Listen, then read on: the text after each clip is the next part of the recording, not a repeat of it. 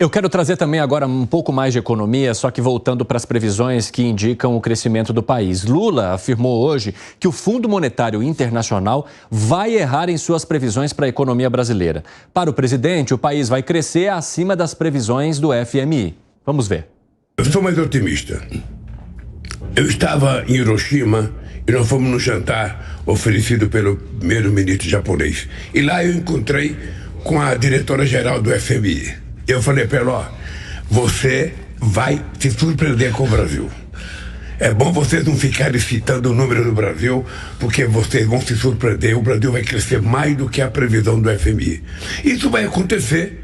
E tem gente que fala que o Lula tem sorte, porque o Lula tem sorte, porque não sei das contas.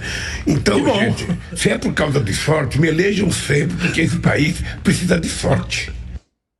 Foi isso que disse Lula, então, na conversa com o presidente. E esse discurso de Lula me lembrou um ministro do governo Bolsonaro, que era o ministro Paulo Guedes, que eles falavam, eles vão errar. A economia vai crescer mais. Lula adotando um discurso parecido agora, Gani. O FMI vai errar? Ele tá na dele. Eu acho que a previsão de crescimento vai ser próxima mesmo de 2,5%. Agora, não é que o Lula, ele tem sorte. Na verdade, ele sempre pega uma casa mais arrumada e ele é beneficiado por isso e não dá os devidos créditos. Foi assim com o seu primeiro mandato, que ele pegou uma casa completamente arrumada do governo Fernando Henrique e aí sim teve sorte de uma conjuntura econômica internacional exuberante, surfou muito bem o choque de commodities, a entrada de recursos para o Brasil e agora também pega um país mais arrumado, com reforma da Previdência, com reforma trabalhista, com crescimento de 3% em 2022, com inflação sob controle, com Banco Central independente, com fiscal mais arrumado, e aí é claro que ele é beneficiado por isso, não é? Piperno. Não, pegou um país em péssima Eu ia até passar a pergunta, mas ele já passou. Um país em péssima condição, um país, por exemplo, desarrumado nas suas questões ambientais, um país desarrumado, inclusive em relação enfim, defasagem de salários, defasagem, por exemplo, na tabela de imposto de renda. Tudo isso ficou para ele, de alguma forma, resolver agora. Porque é o seguinte, fazer superávit fiscal cobrando imposto de renda de quem ganha um salário mínimo e meio por mês não é fácil. Assim, não. Não, aumentar a carga tributária é mais fácil ainda. Fácil. Pois é, mas aí ficar extorquindo essa população de baixa renda, eu acho até uma coisa desumana. E alguém tinha que arrumar isso.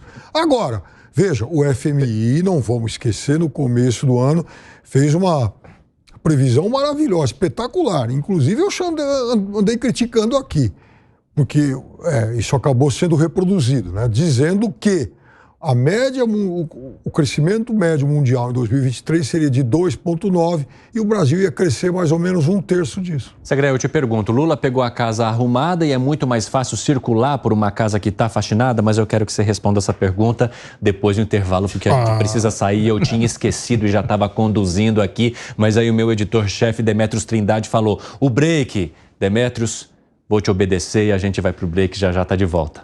Olha, aí tá uma imagem meio com os nossos comentaristas, uma coisa meio psicodélica. Gustavo Segré, quero saber de você se é muito mais fácil entrar numa casa faxinada e circular por ela e se isso aconteceu com Lula dessa vez, diferentemente do que disse Fábio Piperno antes do break. Em termos econômicos, sim.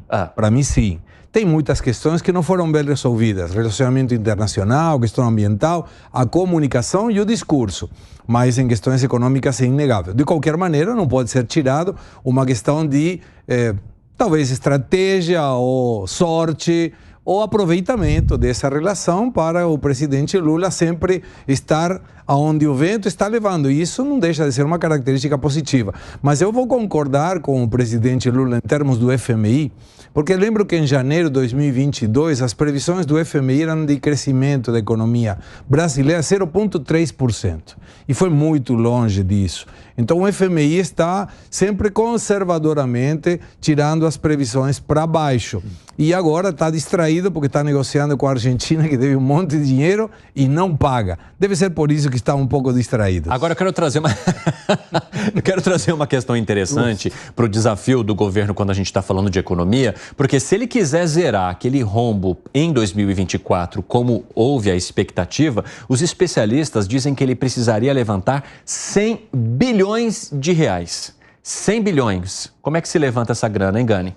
O que o governo está tentando é pelo lado da arrecadação. Mas e aí, quem vai pagar? Sempre a mesma turma, né?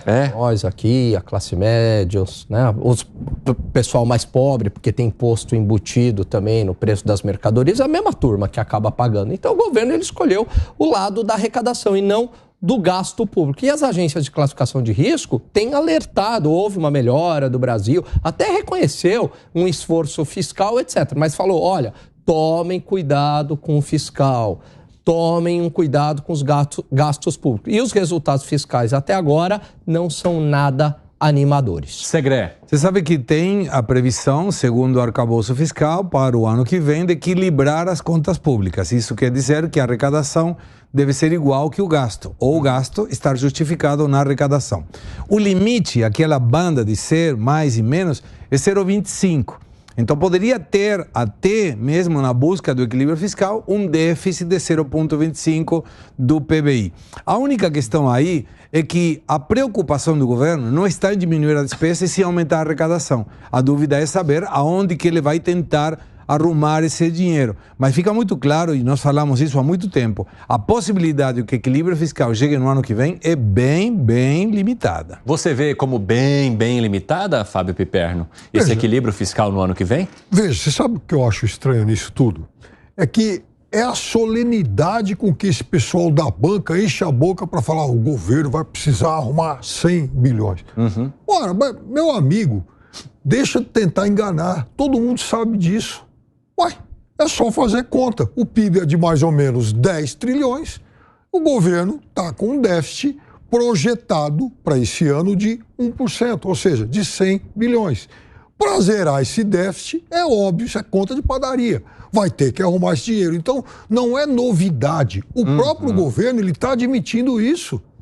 O governo tem como meta zerar o déficit. Então, ele sabe que para zerar o déficit, ele vai ter que arrumar esses 100 bilhões. E você acha que ele consegue? Ora, o novo arcabouço fiscal, daqui a pouco, ele vai ter a sua aprovação definitiva. A reforma tributária, ela vai gerar algum efeito que a gente ainda não conhece. Então, vamos aguardar um pouquinho, né? Traduzindo, vai aumentar a carga fiscal. Não, desculpa, e tem mais uma coisa. Crescimento econômico, aliás, eu vi um cálculo outro dia aí, cada 1% de expansão do PIB gera mais ou menos 20 bilhões de positivo no fiscal, de impacto positivo. E isso também é algo que pode contribuir em 2024. Gani, tenho 20 segundos finais. Arcabouço fiscal vai dar conta do recado? Não dá porque ele já é capenga e com certeza vai ter furos também nesse arcabouço fiscal. Eu gostaria somente de agradecer a audiência, porque outro dia perguntamos por que era Yuri do Paredão. E aí a audiência escreveu dizendo é por uma questão de que ele trabalhava com sons de eventos automotivos. Sim, então, muito obrigado para a nossa querida audiência que sempre está atenta e colaborando.